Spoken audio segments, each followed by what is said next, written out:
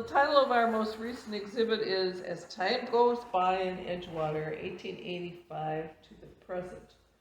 And what we did was we tried to collect a whole series of photographs that told the story of the history of Edgewater. So the earliest part of Edgewater, we know John Lewis Cochrane named the place Edgewater, and he started building houses and thinking that he was going to create a little suburb. Not long after he started, women got together and formed a club called the North End Women's Club. And they met basically to further their own education. They got interested in women's suffrage, and they hosted meetings at the Bryn Mawr Theater and at the Casino Club, which was their meeting house. Further the cause of getting women the right to vote.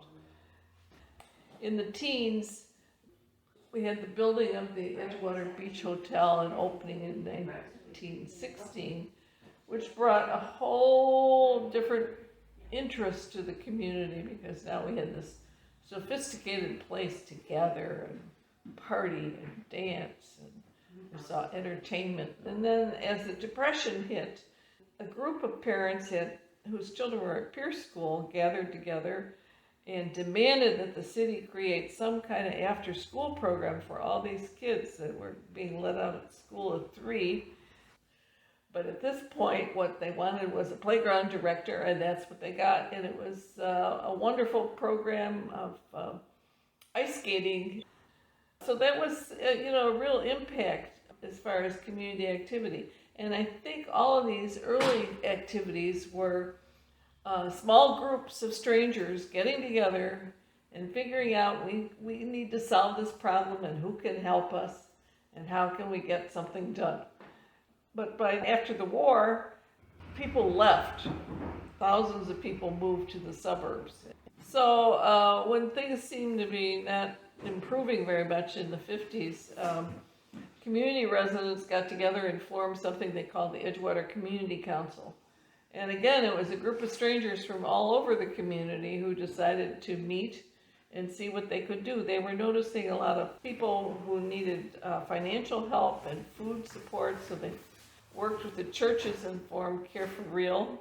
They had a food pantry, and they had a social worker who helped you find housing. With the Edgewater Community Council working, they started lots of little projects. One of them was the Edgewater Beautiful Committee, which Tom Green started, and which created what we call the corner projects. So people were out planting beautiful gardens on the corners. Then we had a lot of work that the Edgewater Community Council did with housing, because there was so much housing that was deteriorated, and there was uncovered a scheme of arson for hire. The Community Council decided they would take that as a challenge to figure out ways to conquer that deterioration. They got federal money, they wrote grants. Then the Community Council really was a wonderful organization, lasted 50 years. In addition to the work of the Community Council, we had more groups forming. There was a group that formed and worked with Kathy Osterman's leadership to stop the demolition of 2 remaining mansions on Sheridan Road.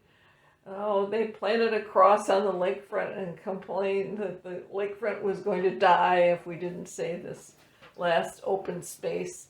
And they succeeded. In the 70s, all the parks had the old metal equipment from the 20s. And, the old swings and the teeter-totter and metal bars, everything. And so they started with a new project to redesign parks, working with the community. So this again fostered more volunteerism. People went to help set up the park. About 85 or 86, we started thinking that Edgewater was 100 years old, so we should have a celebration. And so one person on the committee wrote a grant proposal to the Department of Cultural Affairs to do an oral history. And then we got 25 interviews from people all around the community. we pushed for and held a meeting at the library to form a historical society. But our mission basically for the historical society was educational. When we had the opening in October of 2002, hundreds of people showed up because they'd all been involved and they were all waiting for this to happen. So it was kind of sweet. Having survived the pandemic, people seem to be exceptionally thrilled to come to a meeting and learn things together. So I don't think we're going to be totally online. I know lots of people respond to online stimulus and so on. Some of the problems that we face unite us and bring us out, because we see a problem and then we wonder, did anybody else notice this? It's a second step to contact somebody else and see if we can work together to solve this problem.